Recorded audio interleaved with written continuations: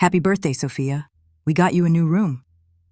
The words, spoken by my daughter-in-law, Chloe, hung in the air, sweet and poisonous like cheap perfume. They didn't feel like a gift. They felt like a verdict. My son, Ethan, stood beside her, his gaze fixed on his phone, a faint, detached smile on his face as he scrolled. He didn't look at me.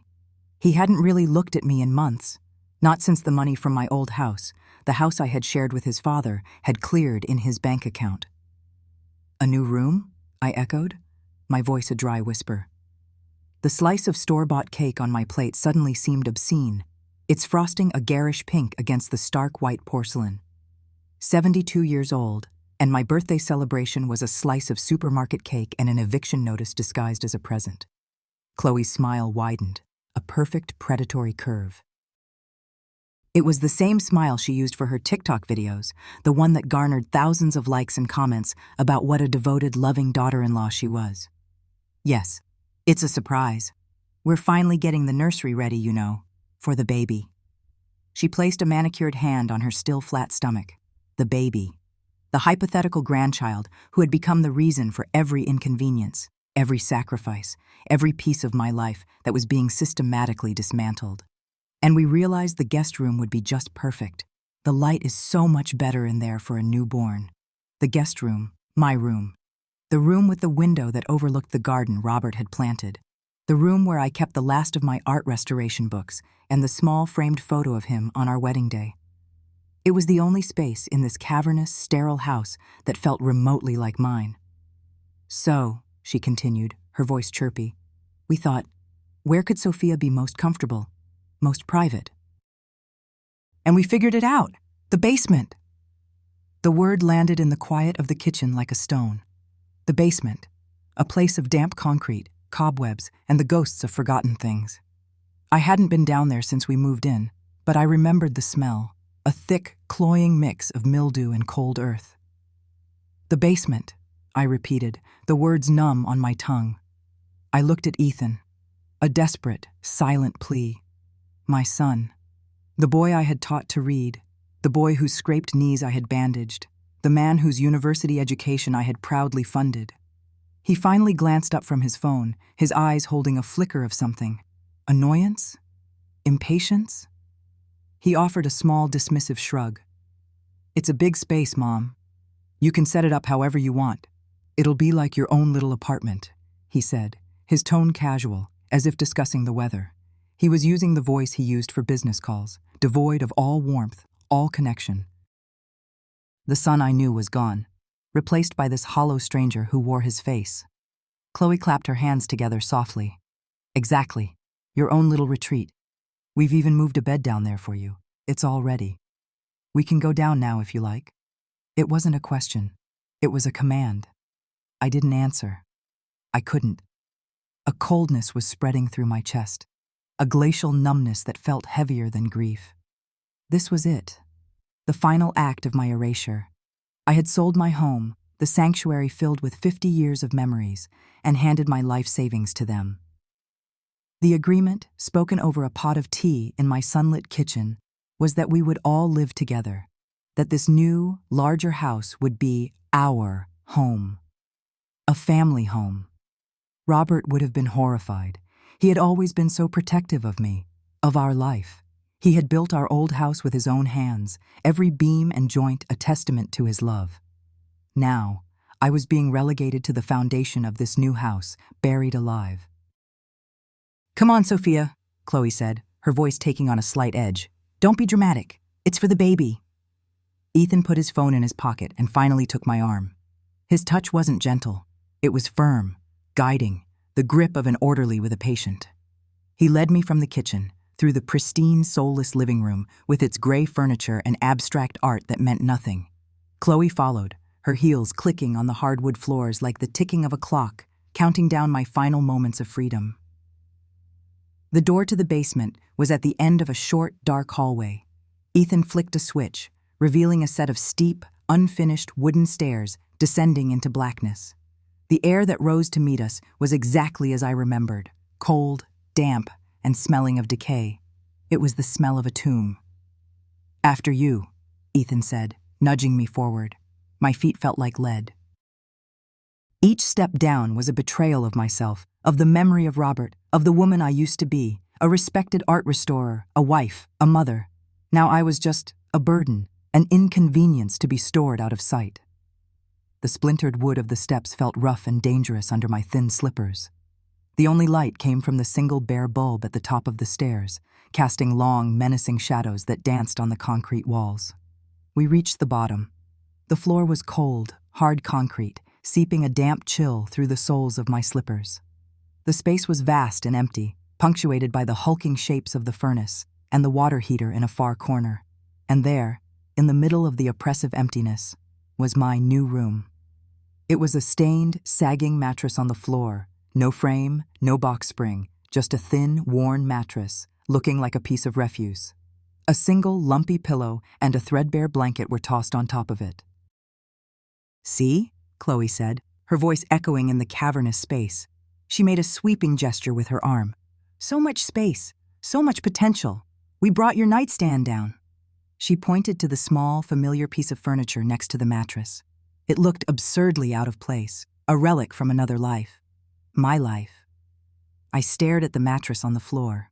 This was my birthday gift. A cage made of concrete and shadows. I thought of my bed upstairs, the warm duvet, the collection of novels on the nightstand, the window that let in the morning sun.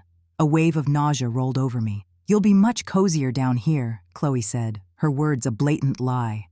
"More privacy." The word privacy was a euphemism for isolation. They didn't want to give me privacy. They wanted to forget I existed. Ethan had already turned to go.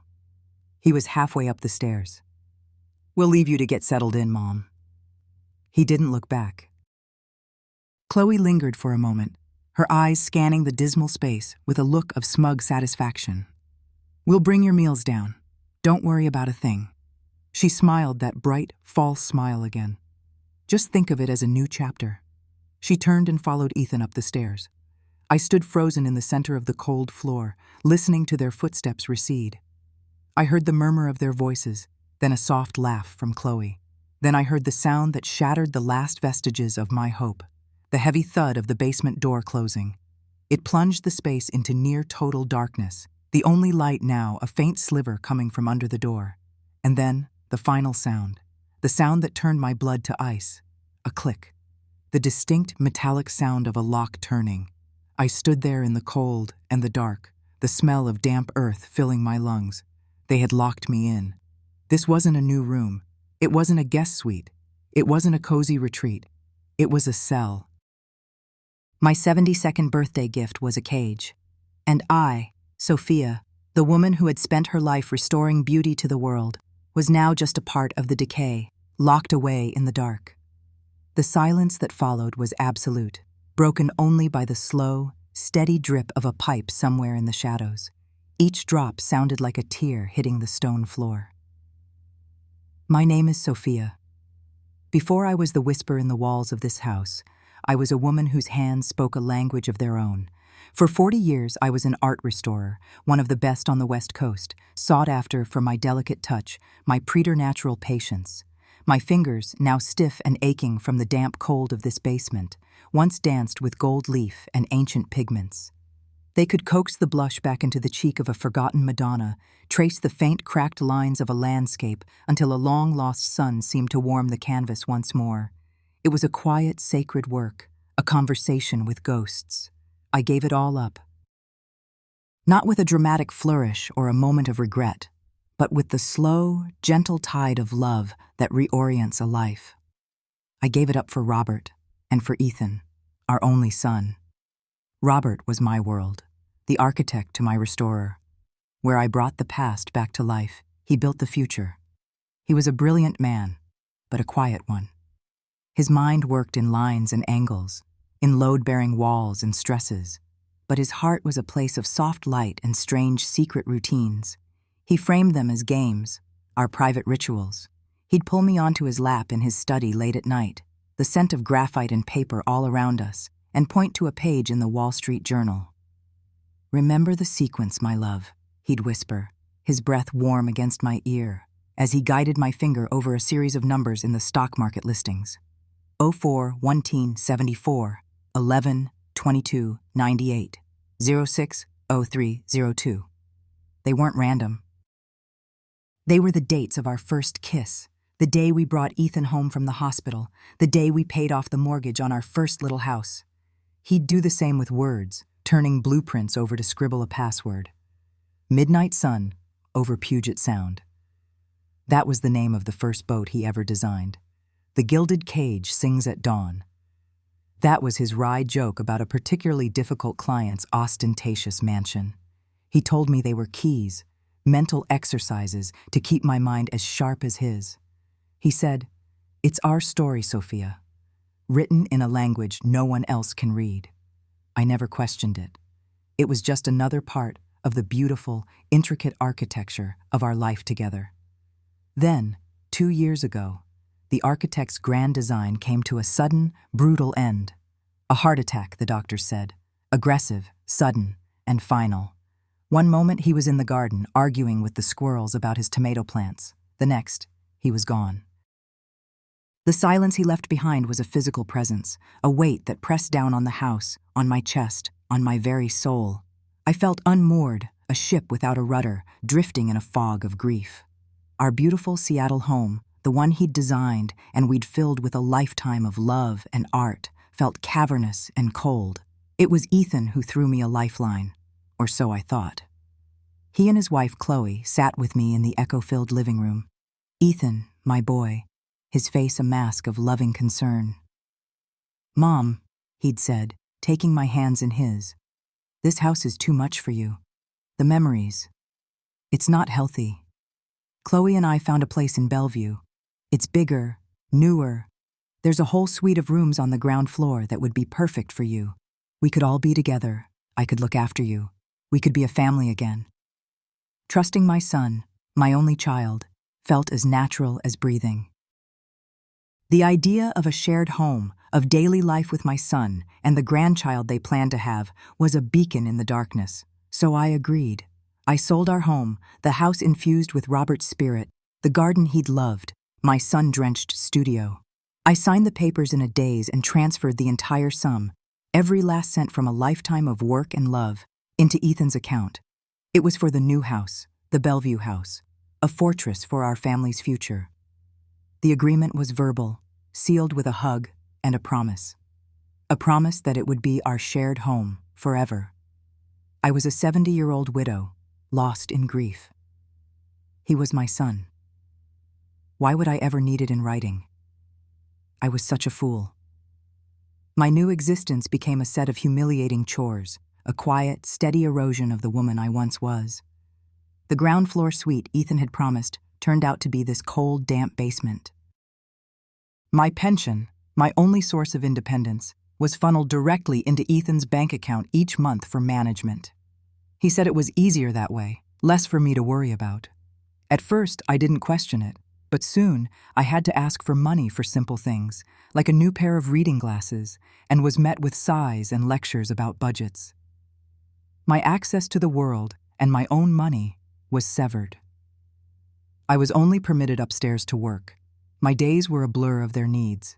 I would rise in the dark, my joints protesting the cold cement floor, and creep upstairs to the gleaming, state-of-the-art kitchen. I'd make their coffee, their organic oatmeal, their freshly squeezed juice. Then I would clean. I scrubbed their floors, washed their clothes, dusted the picture frames holding their smiling faces. I was a functional ghost, a utility. My meals were their leftovers, scraped from their porcelain plates onto a cheap plastic one, the kind you buy for a toddler. I would take my portion and retreat back to the basement, eating alone in the dim light of a single bare bulb, the sounds of their laughter and the television drifting down through the floorboards. Chloe was the one who gave me my new name. She never said it to my face, not at first. I'd hear her on the phone with her friends, her voice a tinkling, false little bell. "Oh, we can't go out tonight. The Shade is having a bad day and I have to be here to look after her." The Shade. A whisper of a person. A smudge in the corner of her perfect, curated life. I was no longer Sophia, the art restorer, Robert's wife, Ethan's mother. I was an inconvenience, a thing, a shadow that fell in the wrong place. Her cruelty had a modern, polished veneer. She'd stand in the pristine kitchen I had just spent hours cleaning, her hair perfect, her makeup flawless, and aim her phone at her own face. Her voice would shift, becoming syrupy sweet, dripping with a manufactured sincerity that made my stomach turn. "Hey, everyone," she'd chirp to her thousands of followers. "Just wanted to check in. It's been a challenging week, but I'm so blessed to be able to care for my elderly mother-in-law. It's a full-time job, and sometimes it's really hard, but knowing she's safe and loved under our roof makes it all worth it. Family is the most important thing. You have to make sacrifices."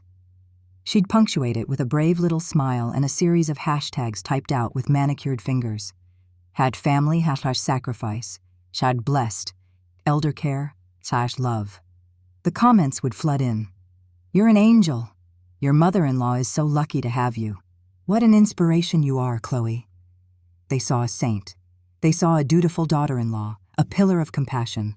They didn't see her turn the camera off, the sweet smile vanishing from her face like a puff of smoke. They didn't hear the venom in her voice as she'd call down the basement stairs. "The garbage is overflowing again. Are you just going to sit down there all day?" They didn't see what she did after one of her most popular videos, the one that got her a sponsorship from a meal kit company. She'd held up a beautiful plate of salmon and roasted asparagus for the camera, talking about wholesome family meals. After she'd finished recording, she and Ethan ate their dinner. I could smell it from the basement, a scent that made my mouth water. An hour later, I heard her footsteps at the top of the stairs. The basement door creaked open. She didn't say a word. She just slid my plastic plate onto the floor at the top of the steps. On it was a fish skeleton, a few limp asparagus stems, and a congealed lump of rice. Then the door clicked shut, leaving me in the near dark, staring at the scraps she'd left for the shade. The basement became my world. Not a room, but a world. It had its own geography, its own climate, its own unforgiving laws. The geography was simple. 4 sweating concrete walls, a floor that was always cold and faintly damp, and a ceiling of exposed pipes and floor joists that served as the sky of my small, gray universe. The climate was a monotonous, bone-deep chill, punctuated by the humid breath of the washing machine when Chloe decided to do a load. The only sun was a single bare bulb dangling from a cord, casting long, skeletal shadows that danced whenever I moved. Spiders, silent and industrious, were the only other inhabitants. I learned their comings and goings, the patient architecture of their webs in the corners. They were my neighbors, my only companions. My bed was a thin, stained mattress, a ghost from a guest room that no longer existed. It was laid directly on the concrete, and at night, the cold seeped up through the cheap foam and into my bones, a constant nagging ache that became the rhythm of my sleep. I had one blanket, thin and pilly. Every morning, a pointless ritual of dignity, I would fold it with meticulous care, smoothing out the wrinkles, creating a sharp, clean rectangle in the center of the mattress. It was a small act of order in a world of absolute chaos. Sometimes they would remember my meals. A plastic bowl, usually chipped, would appear at the top of the stairs. Chloe never came down. Ethan would bring it, his eyes fixed on some point over my head, never meeting mine. He would set it on the top step and retreat, closing the door with a soft, final click. I'd have to climb the first few steps to retrieve it. It was always their leftovers. A few spoonfuls of cold casserole, the crust of a sandwich, a congealed lump of mashed potatoes. Sometimes there was no fork, and I would eat with my fingers, the shame a hot stone in my gut. There was no table, no chair. I ate sitting on the floor, my back against the cold wall, the bare bulb glaring down at me. The food was not nourishment, it was a reminder of my place. I was a dog, fed scraps to be kept alive, but not to thrive. The worst days were when they forgot entirely. My stomach would twist itself into a tight, angry knot. The hunger was a physical presence, a hollow ache that echoed the emptiness inside me. And on those days, the sounds from above were the cruelest torture. I was a prisoner listening to the sounds of a festival just outside my cell walls. I learned to interpret the acoustics of my ceiling. The sharp staccato clicks were Chloe's heels on the hardwood. The heavier, measured thud was Ethan. I could hear the murmur of the television, the swell of music from a commercial, the cheerful ring of the doorbell, and laughter. That was the worst sound of all. It would cascade down through the floorboards, Chloe's high, tinkling laugh, Ethan's deeper, rumbling response. They were happy. They were living their lives in the warm, bright world above, a world I had paid for, a world I was no longer welcome in. Sometimes they would have friends over. The bass from their music would vibrate through my concrete world, a physical pulse of their joy that made my teeth ache. The vibrations traveled through the floor, into the mattress, into my very bones, a constant, rhythmic reminder of everything I had lost. I would lie there in the dark, my hands over my ears, but I couldn't block it out. It was the sound of their life, a life built on my erasure. One evening, their voices were clearer than usual, directly above me in the living room. I pressed my ear to the cold ceiling, straining to hear. It was Chloe, her voice sharp and dismissive. "I told you, Ethan, we just need to give it time. She's probably happier down there anyway." A pause. I imagined Ethan shrugging, his familiar, non-committal gesture. "Out of sight, out of mind," Chloe continued, and then the words that felt like a physical blow that knocked the air from my lungs. "Besides, the smell is finally gone from the main floor." The smell. She was talking about me.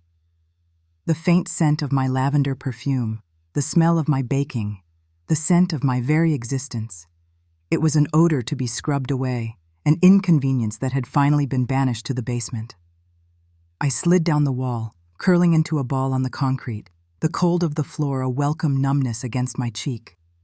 I was no longer a person. I was a smell, an unpleasantness, a problem solved. The final tether to my old life, my phone, was severed on a Tuesday. I remember because it was the day the garbage was collected, and the rumble of the truck was the only event that marked the passage of a week. They came down together, a united front. Ethan held his hand out, not looking at me. Chloe stood behind him, her arms crossed, a look of serene, practiced pity on her face. "Mom, we need your phone," Ethan mumbled, his gaze fixed on the water heater in the corner. "Why?" My voice was a dry rasp. I hadn't used it in days, but its presence in my pocket was a comfort. A small black rectangle that held the numbers of friends, photos of Robert, a connection to the woman I used to be. "It's for the best," Chloe said, her voice smooth as silk. "All the notifications and the blue light. It's not good for your condition. It causes confusion. We're just looking out for you." My condition. They had invented a frailty for me, a narrative of decline that justified their cruelty. I looked from my son's averted face to my daughter-in-law's false smile. There was no point in arguing. I slowly took the phone from my pocket and placed it in Ethan's outstretched hand. His fingers brushed mine for a fleeting second. They were cold. He turned and walked up the stairs without a word. The door clicked shut, and the silence that followed was heavier, more profound than ever before. I was truly an island now, and the sea was rising. My humiliation became their content. A few weeks later, Chloe came down the stairs, not with a bowl of food, but with her own phone held aloft. She was beaming, her face lit by the screen. "Time for an update for all our wonderful supporters," she chirped, her voice echoing unnaturally in the concrete space. She swiveled the phone towards me. I was sitting on the edge of the mattress, wearing the same stained sweater I'd had on for days. I hadn't washed my hair in a week. I flinched, turning my face away, my heart hammering against my ribs. "Oh, don't be shy, Sophia," she cooed, moving closer. The camera's lens was a single, cold, unblinking eye. "Say hi to my followers." "Everyone is so worried about you." She panned the camera slowly around my prison, lingering on the dusty floor, the cobwebs, the pathetic mattress. She was framing a story. The story of a poor, senile old woman and her selfless, heroic caregivers. "As you can see, we're doing our best with what we have." Her voice was thick with fake emotion, a performance for her unseen audience. "But we're raising money for her future care, to get her into a place where she can get the professional help she so desperately needs." She aimed the camera back at my face. I squeezed my eyes shut, a hot tear of pure, impotent rage tracing a path through the grime on my cheek. "We love you, Mom," she whispered, her voice a saccharine lie, before turning and ascending the stairs, leaving me trembling in the manufactured darkness. The video went viral. I found out by accident. One afternoon, I was allowed upstairs to use the main bathroom, a rare privilege granted when Chloe wanted the basement bathroom for her deep cleaning TikToks. As I walked through the kitchen, I saw her iPad lying on the counter, left unlocked. My face stared back at me from the screen. It was a still from her video, my expression gaunt, my eyes hollow. It was the face of a ghost. Below it was the title of a GoFundMe page, "Help Us Care for Our Beloved Sophia." The description was a masterpiece of fiction, detailing my tragic descent into dementia, my moments of confusion, my inability to care for myself. It painted Ethan and Chloe as saints, sacrificing their youth and their finances to care for the burdensome matriarch. They had raised over $10,000. The comment section was a river of poison that flowed directly into my heart. "Chloe, you are an angel on earth," one read. "God bless you and your husband for your sacrifice," said another. "This is what family is all about. You are an inspiration." I felt a wave of nausea so profound I had to grip the edge of the counter to keep from falling. They weren't just imprisoning me. They were monetizing my suffering, and the world was applauding them for it, sending them money, validating their lies. I was being erased and replaced by a pathetic caricature, and my tormentor was being celebrated as a hero.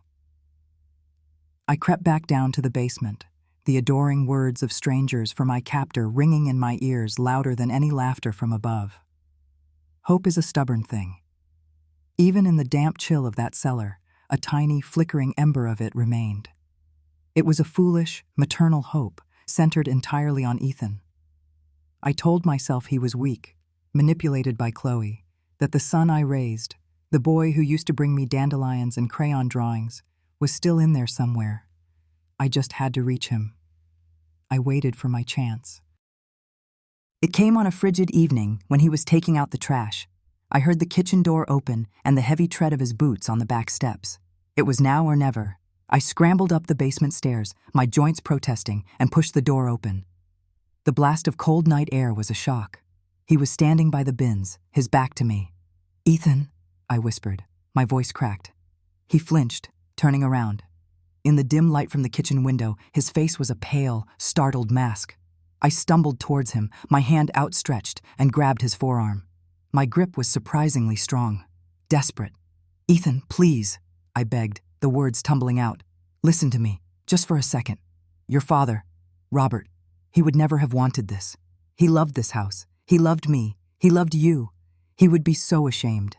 I was pleading not with the man in front of me, but with the memory of the boy he once was. I searched his face for a flicker of recognition, a hint of guilt, a crack in the cold facade. He looked down at my hand on his arm as if it were a snake. Then he slowly raised his eyes to mine. There was nothing there. No conflict, no love, no regret. Only a flat, chilling emptiness. He pulled his arm away from my grasp with a jerk of revulsion. "Dad?" he hissed, his voice low and venomous. "Dad wanted me to be a success. He wanted me to have a good life." He gestured vaguely at the large house behind him. "This house, this life, this is what he would have wanted for me, for us." His eyes narrowed, and for the first time, I saw not weakness, but a conscious, deliberate cruelty that mirrored Chloe's. "You," he said, the word dripping with contempt, "are an expense, a line item, a burden." He took a step back, putting more space between us, as if my despair were contagious.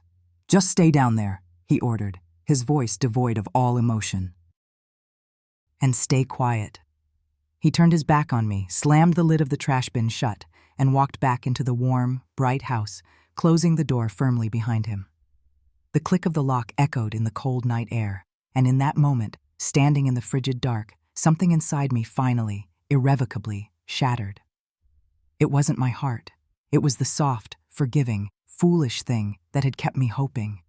The old Sophia, the loving mother, the grieving widow, the patient victim, died right there on the frozen asphalt.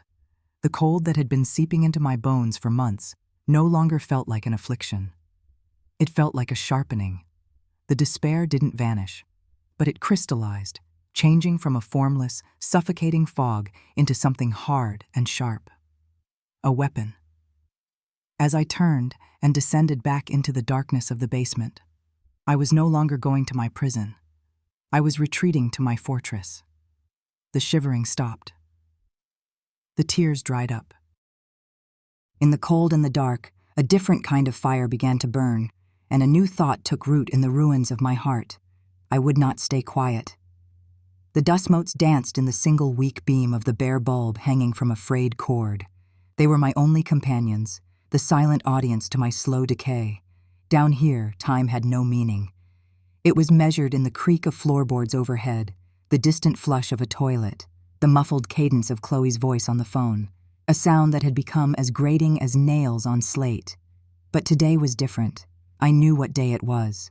The date was seared into my soul, a brand that no amount of grime or despair could erase. It would have been my 50th wedding anniversary. 50 years since I had looked into Robert's eyes and promised him forever. A forever that had been stolen 2 years ago by a sudden violent silence in his chest. Grief was a physical thing in the basement. It was in the damp that seeped into my bones, the chill that clung to the thin mattress, the cloying smell of mildew and neglect. For months, I had let it consume me, had allowed the shadow they called me to become my reality. I cooked, I cleaned, I faded into the background of their vibrant, selfish lives. I had signed away my home, my savings, my independence, all for the lie of a shared future, a family cocoon. Then, they had given me my final birthday gift, this dungeon, the ultimate act of erasure. But as the weight of this particular day settled upon me, something else stirred in the wreckage of my heart. Not just grief, but a deeper memory, a promise. Robert had loved games, not frivolous pastimes, but intricate puzzles of the mind, elegant structures of logic and memory. He was an architect, after all. He saw the world in foundations, support beams, and hidden blueprints. "Everything has a design, my angel," he used to say, his hand warm on mine. "You just have to learn how to read it." He had created a special game just for me, a mnemonic ritual for the days when memory might feel like a treacherous country. He'd feared the slow fading that age can bring, the loss of self. He never could have imagined a fading enforced by cruelty. My body ached as I pushed myself into a sitting position on the lumpy mattress. The cold of the concrete floor bit at my bare feet. I closed my eyes, shutting out the grim reality of my prison, and let my mind travel back. I was in our old studio, the scent of oil paint and turpentine in the air, the soft melancholic notes of a Satie composition filling the space from our old record player. Robert was smiling, his eyes twinkling. "Pay attention, Sophia. This is important." I began to hum the tune now, my voice a cracked and reedy thing in the oppressive silence. It was Gymnopedia No. 1. Simple, haunting, and precise. Each note was a stepping stone back to him. As I hummed, I extended a trembling finger and began to trace a shape on the dusty floor. It wasn't random. It was the 5-pointed star he'd taught me, the points connecting invisible dots named for constellations and myths we both loved. The dust clung to my fingertip, a gritty testament to my touch. It was an act of creation in a place of destruction, an act of defiance. Then came the words. I whispered them, my breath fogging for a moment in the cold air. They felt like a prayer, an incantation. Orion. I saw Robert pointing out the constellation on a crisp autumn night from our porch, his arm wrapped around my shoulders. The hunter, my protector. Cascade. I remembered the waterfall we'd hiked to on our honeymoon, the sheer, thundering power of it, how small we felt beside its majesty, the unstoppable force. Leda, a reference to one of my favorite Renaissance paintings, a story of deception and divine intervention, a secret known only to us. Swan, the grace, the quiet strength, the loyalty. He always called me his swan, even when I felt clumsy and plain. And finally, the last word, the most important one, the trigger. Midnight. I spoke it into the darkness, and the word seemed to hang there, imbued with a power all its own. This wasn't just a game to soothe a failing mind. I understood that now, with a clarity that cut through the fog of despair. Robert, my brilliant, prescient Robert, had not been preparing me for the ravages of age. He had been preparing me for this. This was not a memory. It was an activation phrase. It was the first part of a key he had forged for me long ago to unlock a door I never knew existed. The game was over. The fight had just begun. My resolve, however, was a fragile flame in a hurricane. The key was useless if it remained locked in the basement with me. I needed a way out, not a permanent escape, not yet. That would be too simple, and they would be too prepared. I needed a crack in the wall of my confinement. I needed a tool. I needed the internet. For the next 2 days, I was no longer the shadow. I was a hunter, just like Orion. I lay on my mattress, feigning weakness, but my ears were attuned to the rhythms of the house above. I listened to the patterns of their lives. Ethan's heavy tread as he left for work, the whir of the high-end coffee machine, the endless, vapid chatter of Chloe's phone calls. She was an influencer, a purveyor of curated perfection. Her life was a performance, and her phone was her stage. That was her weakness, her vanity, and it would be my opportunity. I learned her schedule. The long, gossipy call to her mother in the late morning.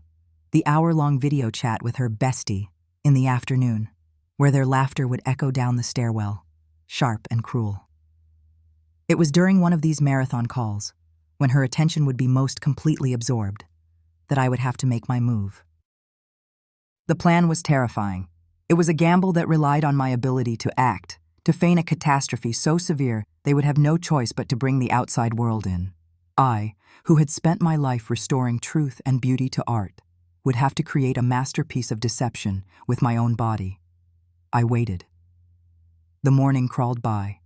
I heard Ethan leave. I heard the coffee machine. And then, right on schedule, I heard the familiar, artificially bright tone of Chloe's voice. "Oh my God, you will not believe what she did today." It was time. I took a deep, ragged breath, a real one, filled with genuine fear.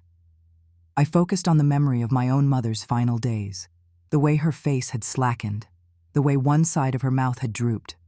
I thought of the terror in her eyes. I dredged up that image, that feeling, and I wrapped myself in it. I gathered all the air in my lungs and let out a scream. It was not the shriek of a woman startled. It was a guttural, terrifying sound, a sound of tearing fabric, of something vital breaking. I let my body go completely limp, sliding from the mattress to the hard concrete floor with a sickening thud. I made sure to land awkwardly, my arm twisted beneath me. I forced my eyes to glaze over, my mouth to hang open, pulling the muscles on the left side of my face down into a grotesque parody of a stroke. Silence from upstairs. Then, a sharp, annoyed, "What was that? Hold on a second." Footsteps pounded on the floor above, moving toward the basement door. I heard the bolts slide back. The door creaked open, spilling brighter light down the wooden steps. "What is all the... Oh my God!" Chloe's voice was a sharp intake of breath. I didn't move. I lay on the floor, my cheek pressed against the cold, gritty concrete. I made my breathing shallow, ragged. "Sophia! Sophia! What's wrong with you? Get up!" Her voice held more irritation than concern. This was an inconvenience, a disruption to her carefully scheduled day. I tried to speak, and what came out was a garbled, slurred moan. I let one hand twitch, a pathetic, uncontrolled movement that finally seemed to pierce her bubble of self-absorption. I heard real panic now. Oh God! Ethan, no, he's at work." I heard the frantic tapping of fingers on a phone screen. Her voice was high and strained as she spoke to a 911 operator. "Yes, my mother-in-law. I think she's had a stroke. She's on the floor. I don't know. She's not responding." The minutes that followed were a blur of controlled chaos. I remained a heap on the floor, a passive object in my own drama. I could hear Chloe pacing upstairs, her voice a frantic buzz. The wail of a distant siren grew closer, a sound that was both terrifying and strangely triumphant. It was the sound of my key turning in the lock. Soon, the basement was filled with the heavy tread of boots and the calm, professional voices of paramedics. They were talking over me, about me. "Ma'am, can you hear me? Can you squeeze my hand?" I did nothing. I was dead weight, a sack of flesh and bone. They took my blood pressure, shone a light in my unresponsive eyes. I could feel their hands on me, efficient and impersonal. Let's get her on the backboard. We need to move. Chloe, where's her medication list? Any history of hypertension? A voice asked. Chloe was flustered, useless. I don't know. Ethan handles all that. She's just old. They began to lift me. The movement was jarring, but I forced my body to remain limp. As they maneuvered the backboard up the narrow, steep stairs, the plan clicked into its final, critical phase. The chaos was my cover. Chloe was hovering, wringing her hands. Ethan, who must have rushed home, was now there, his face pale, trying to direct traffic in his own home and failing. In the confusion of moving me from the backboard to the gurney in the hallway, it happened. One of the paramedics, a young man with kind, worried eyes, leaned close. He was adjusting the oxygen mask on my face. This was my moment. The window was only seconds wide. With a surge of adrenaline, I let out a low gasp, my eyes flickering open just enough to seem like a return to semi-consciousness. I lifted my one good hand, the one that wasn't pinned, and pointed weakly at my chest. My heart, I rasped, the word a mangled mess. The young EMT leaned in closer, his attention completely on me. What is it, ma'am? Are you having chest pains? His focus was my victory. Strapped to his belt, almost touching my hand, was his work tablet. A direct line to the outside world. As he leaned in, his body momentarily shielding me from the others, my fingers, nimble from years of delicate restoration work, shot out. It was not a grab. It was a pluck, a swift, silent lift. My hand disappeared under the thin blanket they'd thrown over me. He didn't notice a thing. He was too busy trying to decipher my groans. Beneath the blanket, my fingers flew across the cold glass screen. My muscles screamed in protest, but I ignored them. I didn't need to see. I knew the geography of a touchscreen by heart. Browser icon. Tap. The on-screen keyboard appeared. My fingers, guided by pure desperation, typed a short URL. A secure, anonymous email service Robert had shown me years ago. A tool for hypothetical situations, he'd said with a wink. The page loaded. My heart hammered against my ribs, a frantic drumbeat of terror and hope. A single contact, an alphanumeric code I knew better than my own name. Subject, blank. Message. I typed the single critical word. Midnight. My finger jabbed the send icon.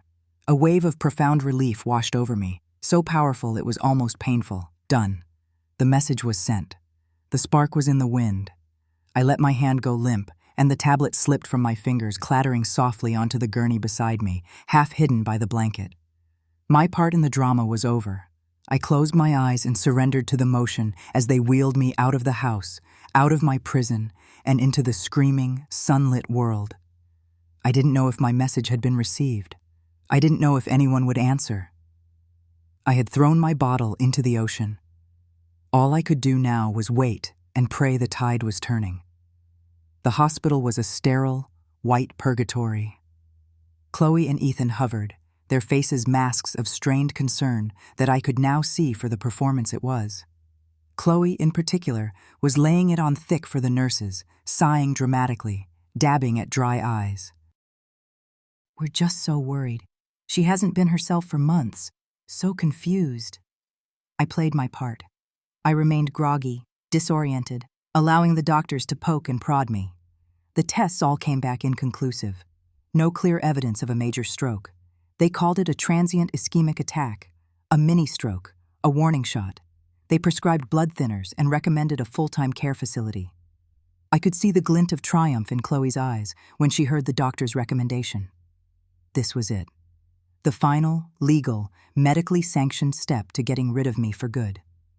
They kept me overnight for observation. It was the longest night of my life, lying in the starchy sheets, listening to the rhythmic beeping of machines, wondering if my desperate plea had vanished into the digital ether. They sent me home the next afternoon with a walker and a fistful of new prescriptions.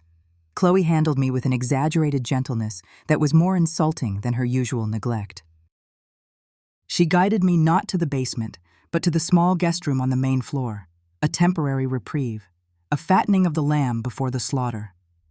"We'll make you comfortable here for now, Sophia," she said, her voice dripping with false sweetness, "until we can find a nice place for you, somewhere with professional care." I just nodded, my face a mask of weary confusion. I let them believe they had won. I let them see a frail, broken old woman, teetering on the edge of dementia, her brief rebellion ending in defeat. Let them get comfortable. Let them lower their guard. The waiting was the hardest part. Every creak of the house, every ring of the phone sent a jolt of anxiety through me. Had it worked? Or was I truly alone? 2 days later, the answer arrived. It was a Tuesday morning. I was sitting in an armchair in the guest room, staring out the window at a world that felt a million miles away. Chloe was in the kitchen, humming along to some pop song on the radio. Ethan was at work. It was a perfectly normal, horribly mundane morning. And then the doorbell rang. It was a crisp, authoritative chime, not the tentative tap of a delivery person.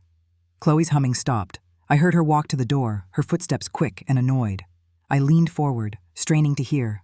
"Yes?" Chloe's voice was sharp. A man's voice responded. It was a voice unlike any I had heard in years, deep, calm, and resonant with an unshakable authority. "I am here to see Mrs. Sophia Romano." "I'm sorry, who are you?"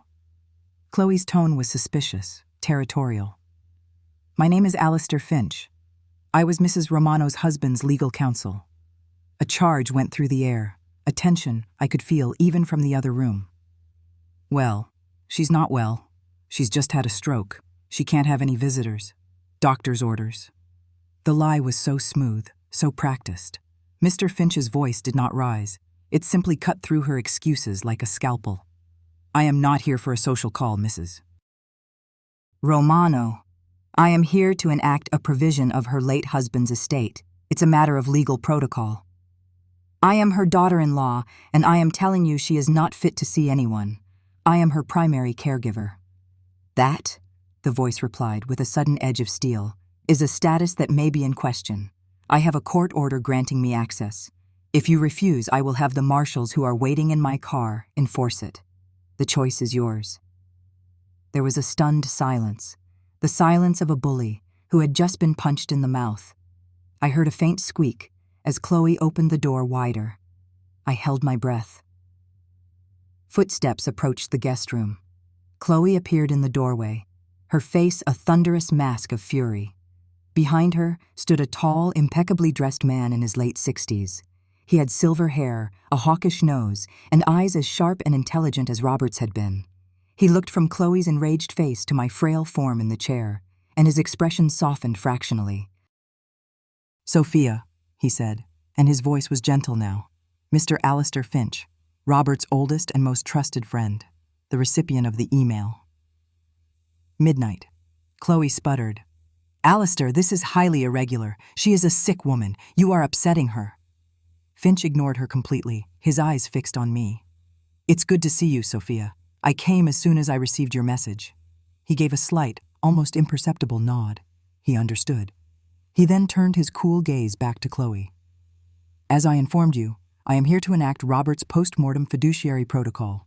It is automatically triggered by a direct request from Sophia or by specific external circumstances. Her recent health scare qualifies as such."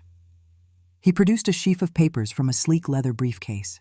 He held one out for Chloe to see, though he didn't let her touch it. "This document, executed by Robert and notarized 10 years ago, grants me, in my capacity as his estate's executor, full medical power of attorney in the event Sophia's well-being is compromised. It was designed specifically to protect her from undue influence or neglect." He let the words hang in the air, each one a tiny, sharp dart aimed directly at Chloe. "Pursuant to this protocol, I am arranging for an independent competency evaluation for Sophia. A real one, by a gerontologist of my choosing, not a family doctor on your payroll."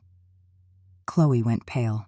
The mask of the caring daughter-in-law had shattered, revealing the furious, cornered creature beneath. "This is insane. You can't just come in here and— I can, Finch said, his voice flat and final. And I have. He then turned back to me, his professional demeanor melting away to reveal the concerned friend beneath. Robert also left something for you, Sophia. For this specific occasion, he told me to give it to you personally. He reached into his briefcase and withdrew a small, heavy box wrapped in simple brown paper. He placed it gently in my lap. My hands trembled as I touched it. It felt solid, real, a piece of my past delivered into my nightmarish present. I'll see myself out, Finch said, giving Chloe one last dismissive look. My office will be in touch to schedule the evaluation. I would advise your full cooperation. He gave me a small, encouraging smile, and then he was gone, his firm footsteps receding down the hall. The front door closed with a definitive click. Chloe stood in the doorway, vibrating with a rage she could no longer conceal. "What did you do?" she hissed, her voice low and venomous. "What was that? What did you tell him?" I didn't answer. I looked down at the box in my lap. My name was written on the paper in Robert's familiar, elegant script. I slowly, deliberately began to unwrap it. My fingers, which had fumbled with weakness just days before, were now steady. Inside the box was not jewelry or some sentimental trinket. It was a book, a rare, leather-bound first edition of Vasari's Lives of the Most Excellent Painters, Sculptors, and Architects. It was a book I had coveted for years, one Robert and I had often talked about. A wave of love for him, so pure and painful, washed over me. Even from beyond the grave, he knew me. He knew exactly what would bring me comfort. I ran my hand over the embossed cover. It felt like I was touching his hand. I opened it, the old paper smelling of history and memory. But as I flipped through the first few pages, my thumb brushed against an unnatural thickness in the back cover. A slight bulge. My heart began to pound again, this time with a new, cold dread. With my fingernail, I carefully prized open the edge of the leather-lined interior cover. It wasn't glued down completely. There was a hidden compartment, expertly crafted, a space no larger than my thumb. Tucked inside was a tiny, tightly rolled-up piece of parchment. It looked ancient. My hands shook as I unrolled the delicate paper. On it, in Robert's unmistakable handwriting, were two short, terrible sentences. "My angel. The poison is in the sweetness. They miscalculated the dose." I read the words once, twice, a third time. The air in my lungs turned to ice.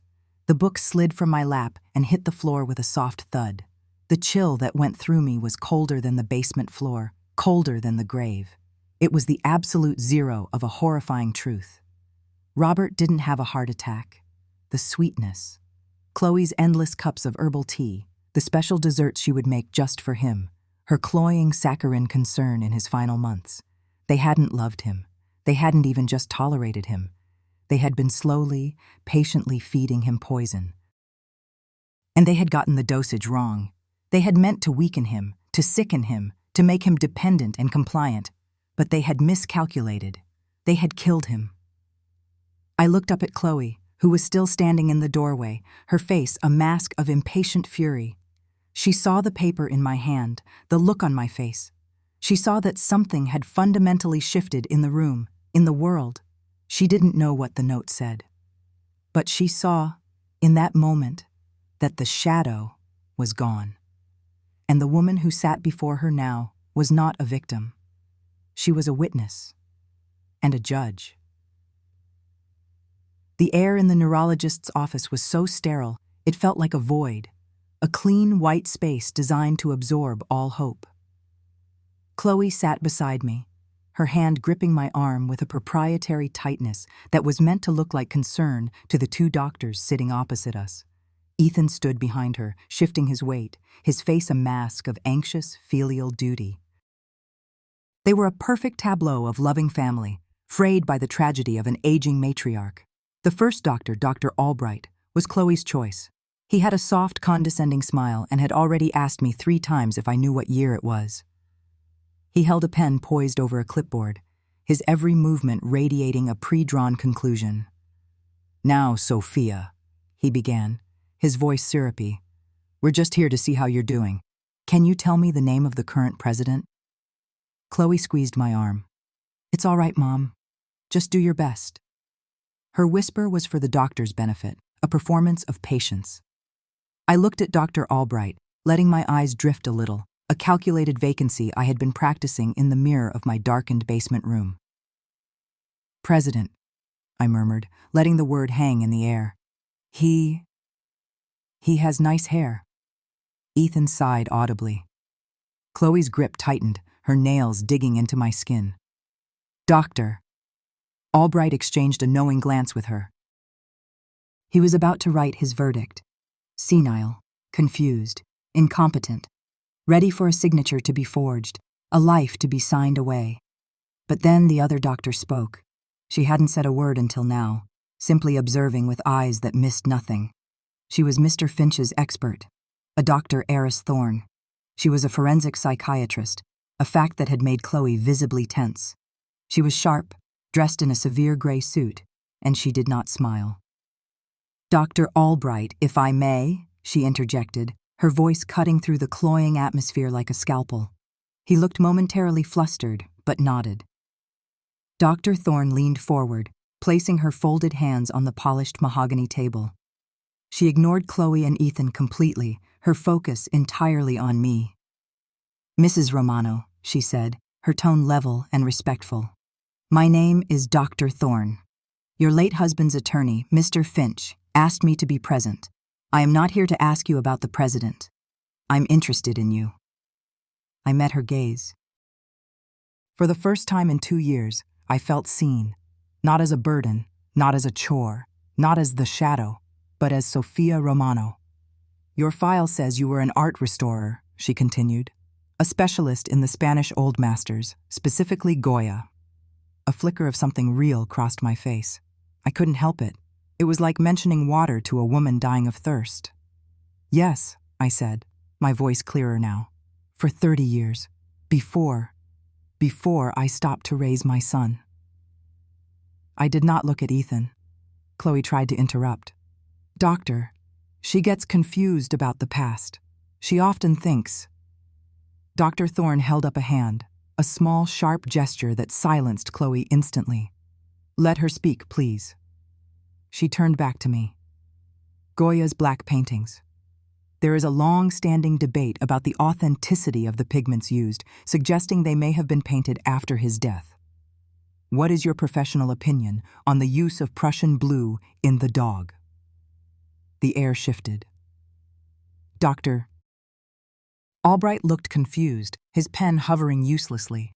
Ethan's brow was furrowed. This was not on their script, and in that moment, the frail, confused old woman they had manufactured began to dissolve. The art restorer, the woman who had spent her life with chemical compounds and delicate brushstrokes, took her place. I sat up a little straighter. The argument for it being a later edition is based on the assumption that the specific variant of Prussian blue found wasn't widely available until the 1820s, after Goya had left the Quinta del Sordo. But that's a flawed analysis.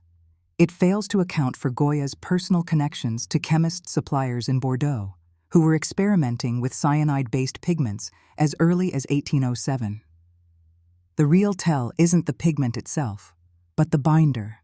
The craquelure, the fine-webbed cracking in the oil, is inconsistent with the gesso preparation he used on his other confirmed works from that period.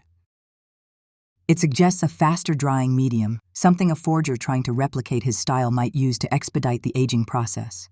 The forgery is brilliant, but it's in the cracking, not the color. Silence. A deep, profound silence. Dr. Albright's mouth was slightly agape. Chloe's face had gone rigid, the mask of concern cracking to reveal the furious, baffled woman beneath. Doctor. Thorne simply nodded, a flicker of appreciation in her eyes. Fascinating. You have a remarkable memory for detail, Mrs. Romano. My husband, Robert, always said memory was a muscle, I said, and the mention of his name was a stone I dropped into the still pool of the room. He believed it needed to be exercised, like any other part of the body. He created games for us, puzzles, sequences. What kind of sequences? Dr. Thorne pressed gently, and so I gave them one. I closed my eyes, not for effect, but to see the numbers as Robert had written them for me, scrolling in my mind's eye. Argentum Mining, buy at 32.75, sell trigger at 38.50. Cygnus Pharma, short position initiated at 1 and 12.10, cover trigger at 98.45. Volkov Energies, hold until dividend announcement, but hedge with puts if oil futures dip below 70 a barrel for 2 consecutive trading days. I opened my eyes and looked directly at Dr. Thorne. That was from the third quarter of 2018. It netted us a 17% return. Chloe finally snapped. This is ridiculous. She's just reciting nonsense she's overheard. She doesn't understand any of it. On the contrary, Dr. Thorne said, her voice like ice. She understands it perfectly, and she has just demonstrated a mnemonic and analytical capacity that exceeds 99% of the population, regardless of age. She turned to Dr. Albright, her gaze withering. I believe your assessment is concluded, Doctor. Dr. Albright stammered, his face flushing a deep red. He scribbled something on his clipboard, his pre-written diagnosis of senile dementia, now an impossibility. He couldn't meet my eye. Dr. Thorne stood. My official evaluation will be submitted to Mr. Finch and the court this afternoon. It will state, unequivocally, that Sophia Romano is not only mentally competent, but possesses a cognitive function that can only be described as superior. Any legal or financial arrangements predicated on her alleged incapacity are hereby null and void. She looked at me, and for a second, I saw not a doctor, but an ally. You are in control of your own affairs, Mrs. Romano, fully and completely.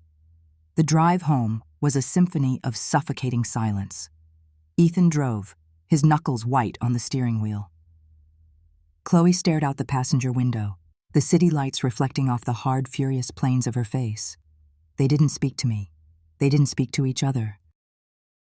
The air in the car was thick with their thwarted ambitions and my quiet, terrifying victory.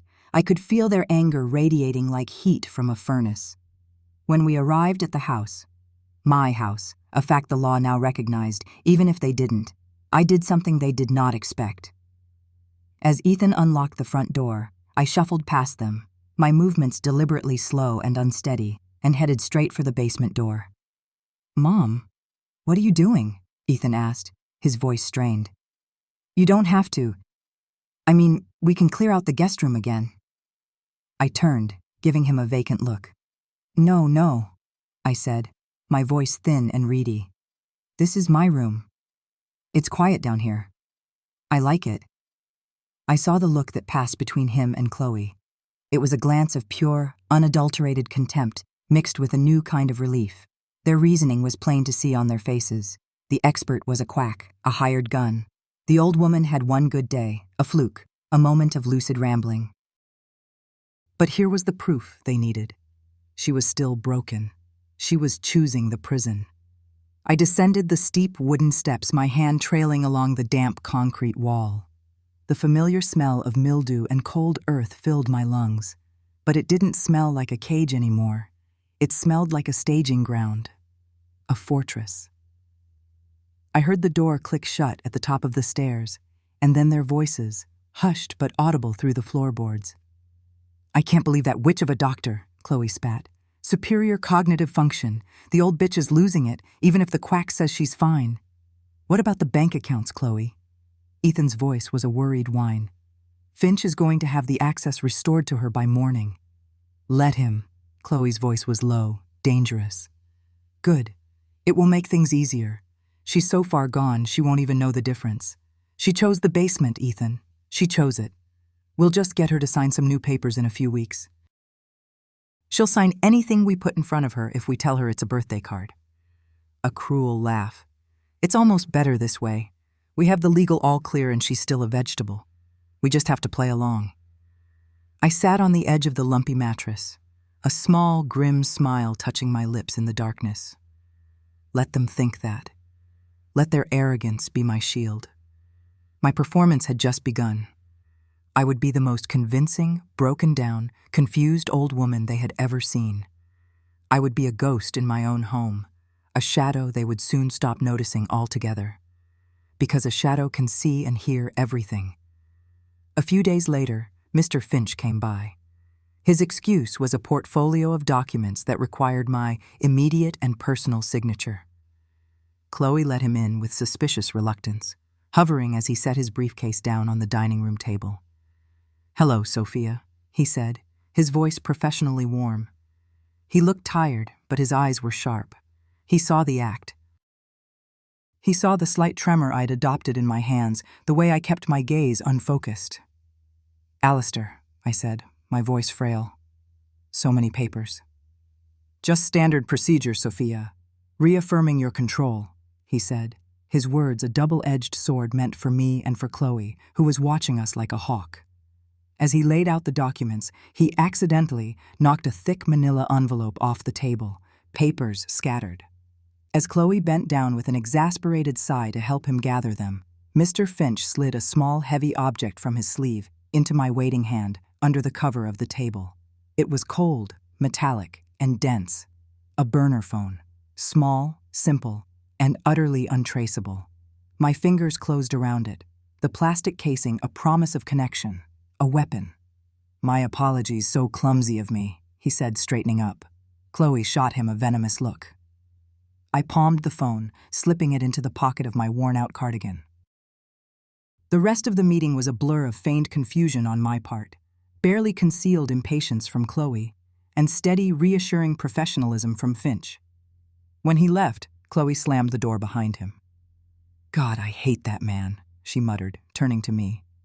"Don't you worry your little head about those papers, Sophia. Ethan and I will keep them safe for you." "That's nice, dear," I said, and shuffled back toward my basement door. That night, my prison became my command center. The single bare bulb overhead was a spotlight on my new mission. I sat on the floor, the cold seeping into my bones, and examined the phone. It was fully charged. The instructions, which Finch had cleverly tucked inside the battery compartment, were simple. One button to record, one button to save, unlimited storage, routed to a secure cloud server he controlled. My listening post was now operational, and I began to wait. The days that followed were a masterclass in deception. I'd wander into the kitchen and forget why I was there. I'd ask Chloe the same question 3 times in an hour. I'd sit in front of the television with the power off, just staring at the blank screen. Their contempt for me was a thick, palpable thing, but it was also a cloak of invisibility. They spoke freely in front of me, convinced I was little more than a piece of furniture that occasionally mumbled. I recorded it all. I recorded them arguing about their mounting credit card debt. I recorded Chloe on the phone with a realtor, discussing a quick sale and asking about the market value of the house. I recorded Ethan trying to access my newly restored bank accounts online, his frustrated sighs when my new passwords, provided by Finch, denied him. Each recording was a brick, and I was building a wall around them, a wall they couldn't see. But the cornerstone of my case, the piece I knew had to exist, remained elusive. The proof of what they had done to Robert. I knew Chloe was the architect of his death. The note from Finch, delivered with the devastating news of the murder, had confirmed my deepest, most unthinkable fear. But suspicion was not proof. I needed her voice. I needed her words. The opportunity came, as it so often does, drenched in alcohol. It was a Tuesday night, nothing special. Ethan was out at some business meeting, which I knew was code for a poker game with his degenerate friends. The house above me was quiet for a while, and then I heard the sound of a wine bottle being opened. And another. Soon, I could hear Chloe's voice, loud and slurring, carrying down through the vents. She was on the phone. My hand, now steady and sure, reached for the burner phone in the hollowed-out book where I kept it hidden. I pressed record. "No, I know, Brenda, I know he's an idiot," Chloe was saying, and I knew she was talking to her sister. It was a voice stripped of all its social media sweetness, raw and ugly. "He's losing his nerve, crying about his mommy being confused. Please, she's just old. It's what old people do." There was a pause. I imagined her sister on the other end, murmuring some vapid encouragement. "Legacy?" Chloe laughed, a harsh, grating sound. "His father's legacy?" Robert's legacy was a pile of debt and a bunch of dusty old paintings. That man, God, he was so meticulous, so slow. Everything had to be just so. His tea, his schedule, his projects. So self-righteous. My heart hammered against my ribs. I held the phone tighter, my thumb hovering over the save button, willing myself not to press it too soon. This was it. You have no idea how long it took. Chloe's voice dropped to a conspiratorial, boastful whisper that the phone's microphone picked up with chilling clarity. I swear, it took forever for the digitalis to work on Robert. Had to be careful, just a little in his tea each day. A little more, a little less. Couldn't have him dropping dead at the breakfast table, you know. Had to look natural. The great architect, a weak heart. Everyone bought it, even his idiot son. The air left my lungs. Digitalis, a poison derived from the foxglove plant. Odorless, tasteless. A heart medication that in the wrong dose becomes a murder weapon. It was brilliant. It was monstrous. I thought the old hag would have followed him by now. Chloe continued, her voice thick with wine and malice. But she's tougher than she looks. That whole stunt with the doctor. I don't know what that was, but it doesn't matter. No matter. We're selling the house and putting her in a state-run hole to rot. She'll be gone in 6 months, tops, and we'll be on a beach in the Caymans. There was a final drunken giggle, and then the click of her hanging up. I sat in the absolute darkness of the basement, the phone in my hand, the recording safely captured. The grief for Robert, which had been a dull, constant ache for 2 years, was suddenly sharp and piercing, a fresh wound. But it was immediately followed by something else. A feeling as cold and hard as the concrete floor beneath me. It was not triumph. It was not joy. It was the grim, placid certainty of a reckoning. I pressed the save button. The little screen glowed for a moment, confirming the file was secure. Robert had taught me about codes and sequences, about finding patterns in chaos. He had left me a key to a vault.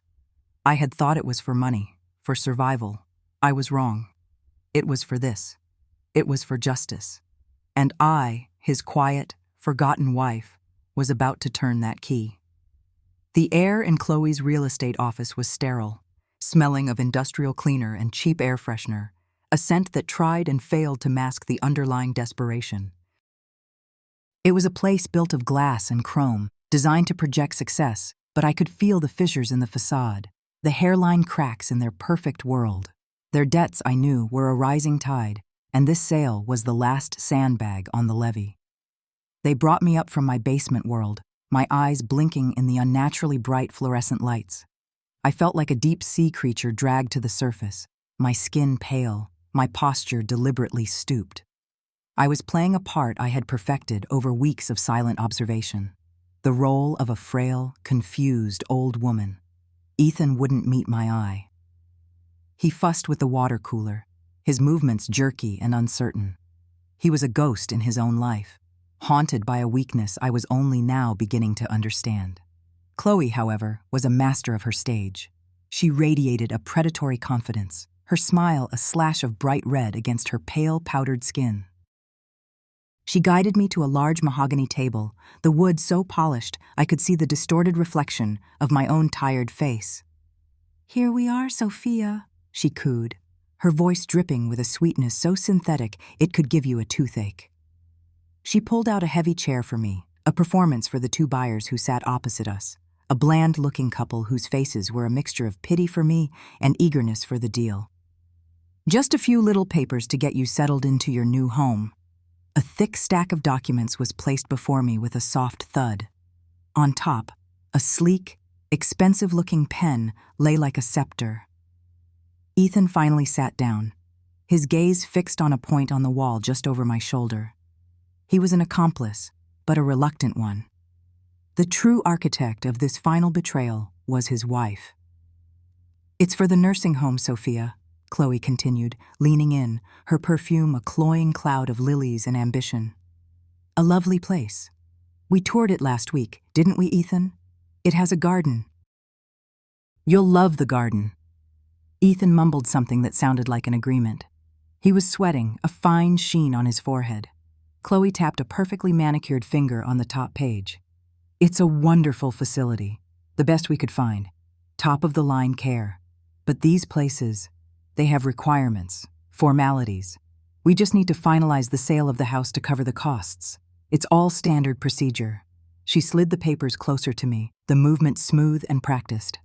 I could feel the four of them watching me, their collective will pressing down on me, urging me to pick up the pen.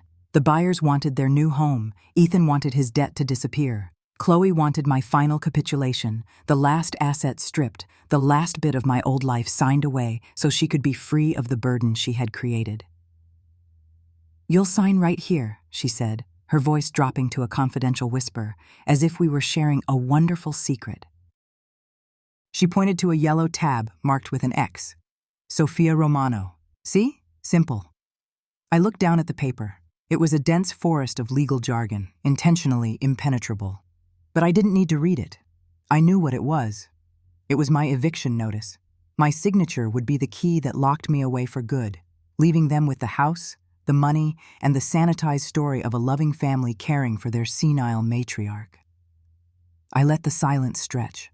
I let them feel the weight of their own impatience.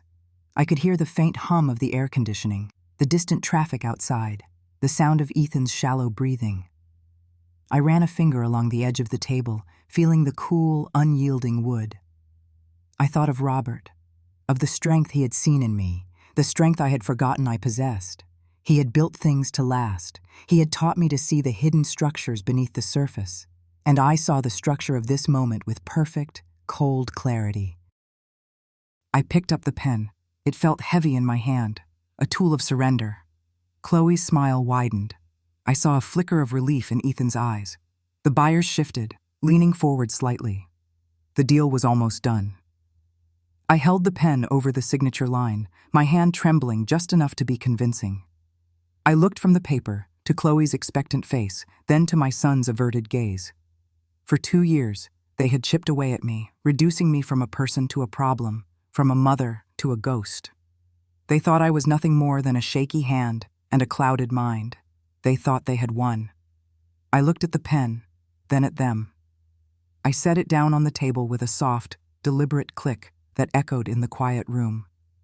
No. The word was not loud. It was not a shout. It was a small, hard stone dropped into a still pond, and the ripples of shock spread across their faces instantly.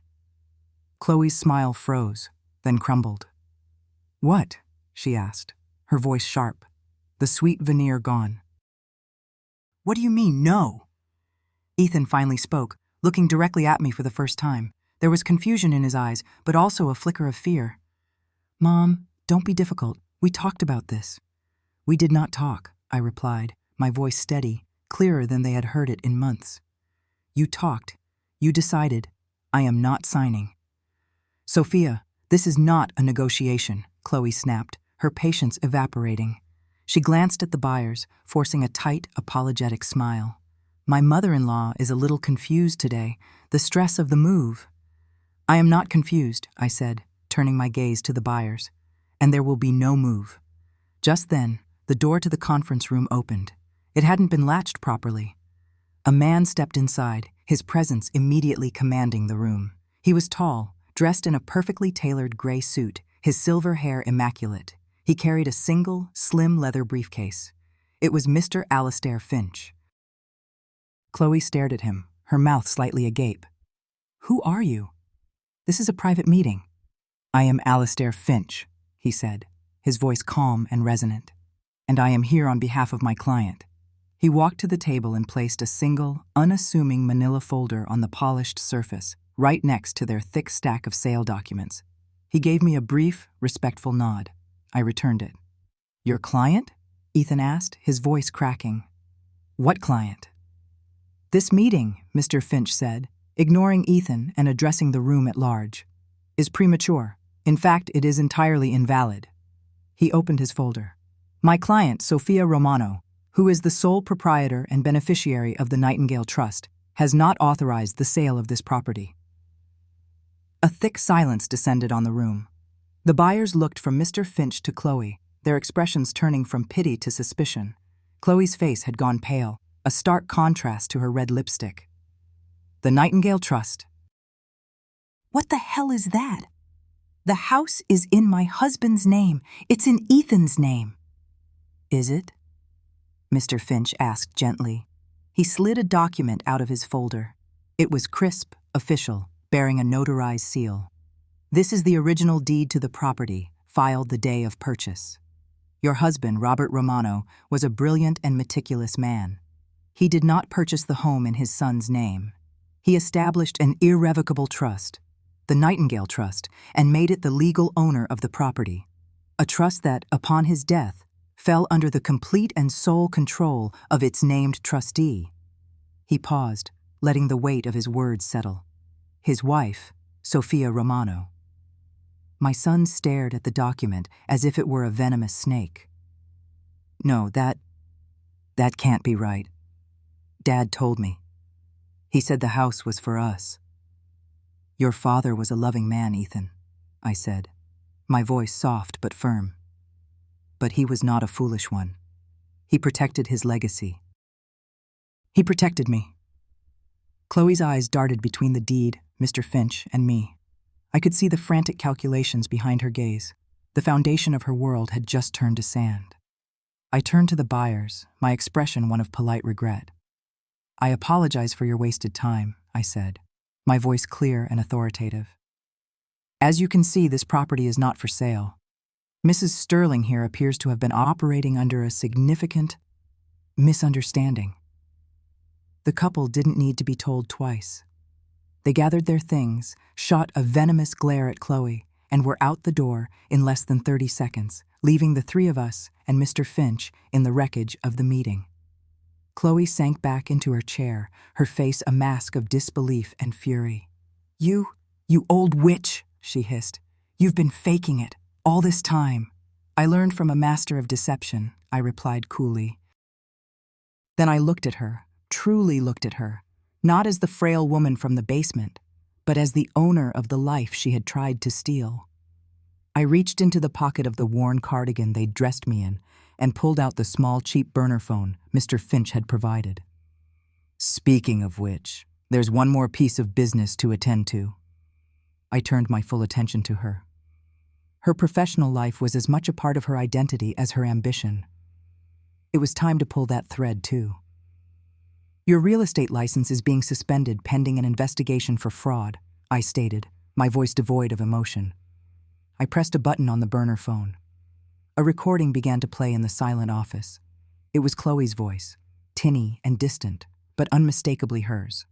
She was laughing, bragging to a friend over the phone one night when she thought I was asleep downstairs. And the idiot buyers never even checked the city zoning permits. I told them the basement was fully convertible, a legal suite, total lie. But the commission was too good to pass up. They'll be drowning in fines when they try to rent it out, but by then, my check will have cleared. The color drained from Chloe's face. She recognized the conversation instantly. It was from months ago, a casual boast about a past illegal deal, a detail I had cataloged and stored away. The sound of her own careless greed filled the room. When the recording finished, I turned the phone off. I looked at the woman who had called me the Shadow, who had paraded my feigned misery on social media for sympathy and cash, who had planned to discard me like a piece of old furniture. You're fired, I said. Ethan and Chloe stared, their faces collapsing in on themselves. The shock was total, a physical blow that left them breathless. Ethan's face was a mess of confusion and dawning horror, his world tilting on its axis. He looked from me to his wife, as if trying to decide which reality was real. Chloe's disbelief was curdling into pure, unadulterated hatred. Her eyes, which had so often looked at me with contemptuous pity, now burned with it. But I wasn't finished. This was not just about money or a house. This was about Robert. I faced my son, my only child, the boy I had raised, whose scraped knees I had patched, whose nightmares I had soothed. The man he had become was a stranger to me, a weak-willed shadow of his brilliant father. Your father gave me one last gift, Ethan, I said, my voice softening with a genuine sorrow that was for Robert, not for him. He gave me the truth. I slid the burner phone across the polished table to Mr. Finch. He took it, his expression grim and resolute, He knew what was coming. He had the second recording cued and ready. He simply had to press play. He did. And once again, Chloe's voice filled the silent, sterile office.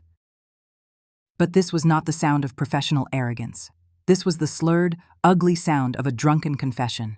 It was from the night of the storm, when the power had gone out and she and Ethan had polished off 2 bottles of expensive wine, believing I was locked away and deaf to the world in my basement cell. Her voice, thick with alcohol and malice, echoed from the small speaker. Stupid old man. Thought he was so clever with his little games. His heart. Ha! It wasn't his heart. Not really. Just needed a little push. Ethan's head snapped towards her. Chloe, what is this? He whispered, his voice trembling. The recording continued, relentless. Digitalis, Chloe's recorded voice gloated. From the foxglove in his own damned garden. Just a little bit. In his tea. Every day. For weeks. So slow. So subtle. The doctors just saw an old man with a weak ticker giving out. They never even looked. He was getting in the way. Always watching. Always. Judging. He would never have let us sell the house. He would never have let me put his precious Sophia in her place. The silence that followed her words was absolute, a vacuum that sucked all the air from the room. It was the sound of a life ending, of a secret finally breaking the surface. Ethan was staring at his wife, his face as white as bone. The love, the loyalty, the entire life he had built with this woman. It all disintegrated in that single, horrifying moment. He looked like a man who had just discovered the person sleeping next to him was a monster. Chloe's mask of composure didn't just crack, it shattered into a million pieces. A guttural sound, a half scream, half sob, tore from her throat. Her eyes were wild, darting around the room for an escape that didn't exist. She lunged across the table for the phone, her manicured nails scraping against the wood, her body moving with a desperate, animalistic violence. No! But it was too late. Mr. Finch held the phone calmly out of her reach. The conference room door opened again. This time, it was not a lawyer. 2 detectives in plain clothes stepped inside, their presence solid and implacable. They had been waiting in the hallway, listening to every word. One of them, a tall man with a weary face, looked directly at Chloe, whose lunge had failed, leaving her sprawled over the table, weeping.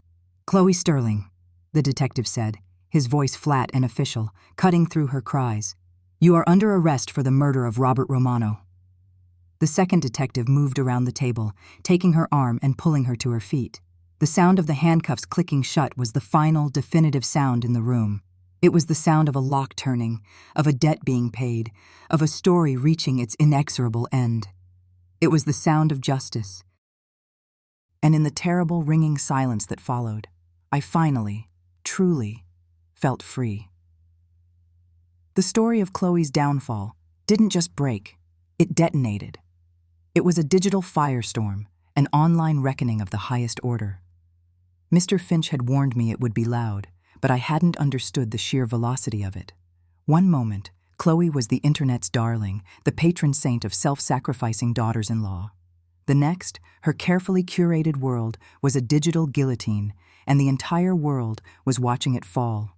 Every post, every filtered photo of her holding my hand with a caption about #FamilyFirst was suddenly recontextualized. The videos of her bringing me a tray of meager food, her voice syrupy with fake concern, were dissected frame by millions. The comment sections, once filled with praise and heart emojis, turned into a torrent of digital vitriol. They called her a monster, a sociopath, a parasite. The hashtags changed from #blessed to #Chloe the Cruel. Her mask wasn't just removed, it was vaporized. The raw, ugly face beneath was exposed for all to see. The GoFundMe page was the epicenter of the blast. It was shut down within hours, not quietly, but with a public statement from the platform about fraudulent activity. The money, which had been her pride and my cage, was frozen. A criminal investigation into their finances was launched immediately, a move that made the evening news. I watched it from the comfort of a hotel suite Mr. Finch had arranged, a place so clean and quiet, it felt like another planet. On the large screen, I saw Chloe's face, not the smiling, beatific one from her TikToks, but one streaked with mascara and twisted in disbelief as reporters swarmed her. Then came Ethan. His arrest was quieter, almost an afterthought in the media's frenzy over Chloe, the beautiful blonde monster. He was charged as an accessory after the fact, for aiding and abetting, for criminal negligence. I saw the footage of two plainclothes officers leading him from my house. He wasn't crying or shouting like Chloe. He just looked lost, his eyes wide with a pathetic confusion, as if he was a bystander in his own life's collapse. He looked at the cameras with the expression of a child who had wandered into the deep end of a pool and had only just realized he didn't know how to swim. There was no triumph in watching it. There was only a profound, hollowing sadness. The son I had raised, the boy who used to sketch fantastical buildings with his father, was gone. This man, this weak, hollowed-out accomplice, was all that was left. I felt a pang, not of pity, but of mourning for the person he could have been, the person Robert and I had believed he was. That was the last ghost I had to let go. A few days later, when the initial media storm had settled into a steady, furious roar, Mr. Finch took me to the bank. The vault was exactly as I remembered from years ago, a heavy circular steel door that hissed open with the turn of a key and the input of a code. The angel's share. Robert's private joke. In distilling, it's the portion of a spirit that evaporates from the barrel during aging, lost to the heavens. For Robert, it was the portion of his life, his talent, that he had been forced to give up to the corrupt and powerful. The air inside was cool and dry, smelling of paper and metal, but it wasn't filled with stacks of cash as Ethan and Chloe had so desperately imagined. On one side, under protective cloths, were 3 paintings. They were exquisite forgeries, a lost Degas, a forgotten Vermeer, a small Monet. They were so perfect, so imbued with the spirit of the masters, that they felt more real than the originals. This was Robert's genius, his private rebellion. He had created them for a shadowy circle of the world's elite, men who wanted the prestige of owning a masterpiece without the provenance. Robert had served them, yes, but he had also studied them, understood their greed, their vanity. And on the other side of the vault was the true treasure. Not art, but accounting. A series of thick, leather-bound ledgers. Inside, in Robert's precise architectural script, was everything. Every transaction, every name, every offshore account used to move and hide the money he helped them make. He had been their architect of finance as well as their forger of art, and he had kept a perfect, indelible record of their sins. He hadn't just served them. He had been building their gallows. He despised them, Mr. Finch said, his voice a low rumble in the stillness of the vault. He said they were termites, eating away at the foundations of the world. This, he gestured to the ledgers, this was his insecticide. We didn't hesitate. I am a restorer, not a destroyer, but some things are so rotten they cannot be restored. They must be purged to allow for new growth. Using a series of secure channels and untraceable drops, Mr. Finch anonymously leaked the ledgers to international authorities and select investigative journalists. It was a quiet act that created a global earthquake. Dynasties were shaken, reputations shattered, and a network of white-collar criminals who thought themselves untouchable were suddenly exposed.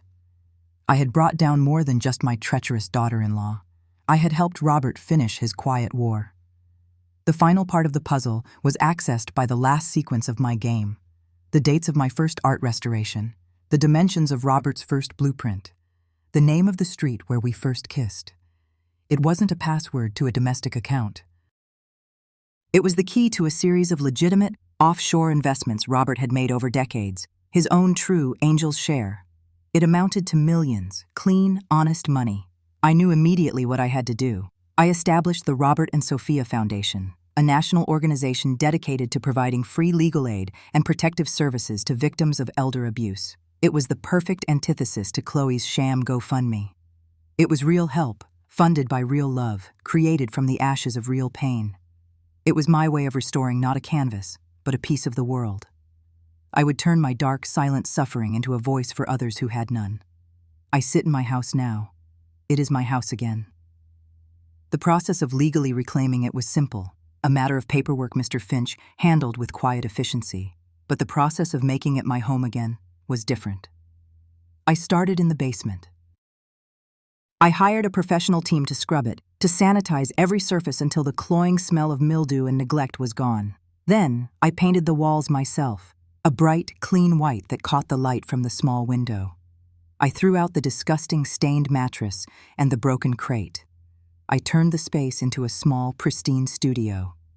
The scent of turpentine and linseed oil has replaced the scent of despair. The house is silent now. It's a silence that breathes, a peaceful quiet that holds no fear. The walls no longer echo with Chloe's false laughter or Ethan's hollow apologies. The air is clean. My phone rings, vibrating softly against the polished wood of the dining room table Robert built. I look at the screen. The caller ID is Stark. King County Correctional Facility. It's Ethan. A part of me, a deeply buried, ancient instinct, wants to answer, to hear his voice. But then, I remember his face, cold and dismissive in the upstairs hallway. I remember the weight of his words as he called me a burden, a cost, a thing to be managed. I remember the silence that followed, the click of the basement door locking me away. That memory is a shield. I watch the screen as it rings, and finally goes dark. I press my thumb against the screen and decline the call. I am severing the last thread. It makes no sound, but it is the most definitive thing I have ever done. I walk to the large picture window in the living room, the one Robert designed to perfectly frame the view. I look out at the city lights of Seattle, twinkling like a carpet of fallen stars in the distance. The vault is empty. The ledgers are gone.